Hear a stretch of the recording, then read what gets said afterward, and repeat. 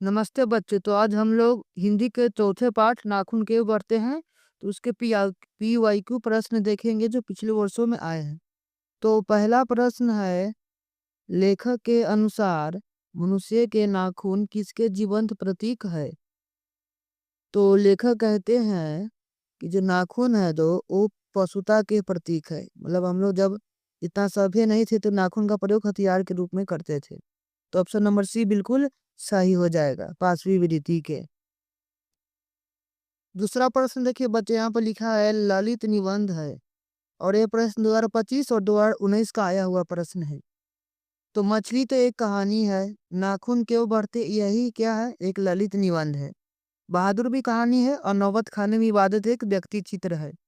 तो option number B बिल्कुल सही हो जाएगा, ललित निबंध नाखून क्यों बढ़ते हैं।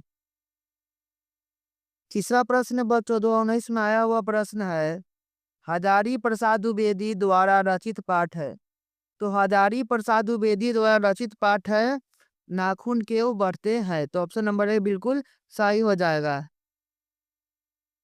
चौथा प्रश्न देखिए बच्चे, यहाँ पर लिखा है नाखून प्रतीक है। तो नाखून किसका प्रतीक, हम आपको बताए हैं कि नाखून पशुता का प्रतीक है, पांचवी विधि का। तो ऑप्शन नंबर ए बिल्कुल सही हो जाएगा। पांचवा प्रश्न है बच्चों, दधीची की हड्डी से क्या बना था। तो दधीची एक ऋषि थे जिसके हड्डी से है ना इंद्र भगवान का वज्र जो कंघी जैसा होता है वो बना था। तो ऑप्शन नंबर ए बिल्कुल सही हो जाएगा, इंद्र का वज्र। छठा प्रश्न बच्चों, किसने कहा था कि सब पुराने अच्छे नहीं होते, सब नए खराब नहीं होते। और ये प्रश्न 2 साल 2019 और 2020 का आया हुआ प्रश्न है। ये जो कथन है कि सब पुराने अच्छे नहीं होते और सभी जो नए सामान है वो खराब नहीं होते, ये कालिदास का कथन है। तो ऑप्शन नंबर डी बिल्कुल सही हो जाएगा। सातवां प्रश्न है बच्चों, द्विवेदी जी से किसने पूछा था नाखून क्यों बढ़ते हैं। तो ये जो पाठ है इसमें मतलब ये जो नाखून क्यों बढ़ते हैं ये प्रश्न लेखक से किसने पूछा था। तो उनकी लड़की थी, उसी ने पूछा था। तो ऑप्शन नंबर बी बिल्कुल सही हो जाएगा, लड़की ने। आठवां प्रश्न बच्चों, पुराने का मोह सब समय वांछनीय ही नहीं होता। यह पंक्ति की शीर्षक पाठ की है, 2021 का आया हुआ प्रश्न है। पुराने का मोह सब समय वांछनीय नहीं होता, मतलब पुराने जो वस्तु है उसका मोह हमेशा नहीं करना चाहिए। कुछ समय ऐसा आता है जो पुराने को छोड़ना पड़ता है। तो ये जो बात है नाखून क्यों बढ़ते हैं पाठ का है। तो ऑप्शन नंबर ए बिल्कुल सही हो जाएगा। नौवां प्रश्न है बच्चों, किस देश के लोग बड़े बड़े नख माने नाखून पसंद करते थे। तो ये पाठ में बताया गया है कि गौर नाम का देश था, गौन या गौड़। वहीं के लोग बड़े बड़े लंबे लंबे नाखून रखते थे सुंदरता के लिए। तो ऑप्शन नंबर डी बिल्कुल सही हो जाएगा। 10वां प्रश्न है बच्चों, अनाम दास का पोथा उपन्यास किस लेखक की कृति है। अनाम दास का पोथा जो उपन्यास है ये हजारी प्रसाद द्विवेदी जी का उपन्यास है। तो ऑप्शन नंबर ए बिल्कुल सही हो जाएगा। 11वां प्रश्न है बच्चों, हजारी प्रसाद द्विवेदी ने निर्लज अपराधी किसे कहा है। तो जो हमारे नाखून होते हैं उसको हम बार बार काट देते हैं और फिर निर्लज बेशरम जैसा फिर उग आता है। तो हजारी प्रसाद द्विवेदी ने इसीलिए नाखून को ही निर्लज अपराधी कहा है। तो ऑप्शन नंबर डी बिल्कुल सही हो जाएगा, नाखून को। 12 नंबर प्रश्न है बच्चों, नाखूनों का बढ़ना किसका परिणाम है। ये प्रश्न 2022 में आया हुआ प्रश्न है। तो जो नाखूनों का बढ़ना है ना मनुष्य का अंध सहजात वृत्ति का एक परिणाम है। अंध सहजात मतलब कि ये हमारे अंदर क्यों बढ़ता है हमें भी नहीं मालूम है, मतलब ये धीरे धीरे हो जाता है समय के अनुसार। तो ऑप्शन नंबर बी बिल्कुल सही हो जाएगा, मनुष्य की अंध सहजात वृत्ति का। 13 नंबर प्रश्न है बच्चों, आलोक पर्व शीर्षक निबंध संग्रह किसकी रचना है। 2022 का प्रश्न है। तो जो आलोक पर्व नामक शीर्षक निबंध है ये भी हजारी प्रसाद द्विवेदी जी की रचना है। तो ऑप्शन नंबर ए बिल्कुल सही हो जाएगा। 14 नंबर प्रश्न है बच्चों, आदमी के नाखून क्यों बढ़ते हैं। यह प्रश्न लेखक से किसने किया। बड़ी लड़की ने, छोटी लड़की ने, मझली लड़की ने, इनमें से कोई नहीं। तो ये जो प्रश्न है लेखक साहब से कि नाखून क्यों बढ़ते हैं उनकी छोटी लड़की ने किया था। तो ऑप्शन नंबर बी बिल्कुल सही हो जाएगा। 15 नंबर प्रश्न है बच्चों, सहजात वृत्तियां किसे कहते हैं। तो सहजात वृत्ति का मतलब होता है वे सारी आदतें जो हमारे अंदर है, लेकिन कैसे आया मतलब समय के अनुसार आ जाता है, हमें करना नहीं पड़ता है, वो खुद ब खुद साबित हो जाता है। तो अनजान स्मृतियों को कहते हैं असहजात वृत्ति। तो ऑप्शन नंबर बी बिल्कुल सही हो जाएगा।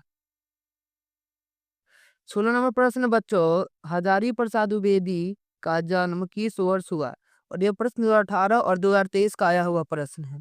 तो हजारी प्रसाद द्विवेदी जी का जो जन्म है 1907 ईस्वी में हुआ था। तो ऑप्शन नंबर ए बिल्कुल सही हो जाएगा। 17 नंबर प्रश्न बच्चों, लेखक हजारी प्रसाद द्विवेदी ने दयनीय जीव किसे कहा है? और ये प्रश्न 2023 का आया हुआ प्रश्न है। तो लेखक हजारी प्रसाद द्विवेदी ने दयनीय जीव अल्पज्ञ पिता को कहा है। अल्पज्ञ पिता मतलब वैसे पिता जो ज्यादा कुछ जानते नहीं है। मान लीजिए आप एक पिता है और आप कुछ जानते नहीं उतना, अगर आपकी बच्ची या बच्चा कुछ आपसे पूछे आप ना बता पाइएगा तो आपकी स्थिति बिल्कुल दयनीय हो जाएगी। तो इसलिए अल्पज्ञ पिता को दयनीय जीव कहा है हजारी प्रसाद द्विवेदी ने। तो ऑप्शन नंबर ए बिल्कुल सही हो जाएगा।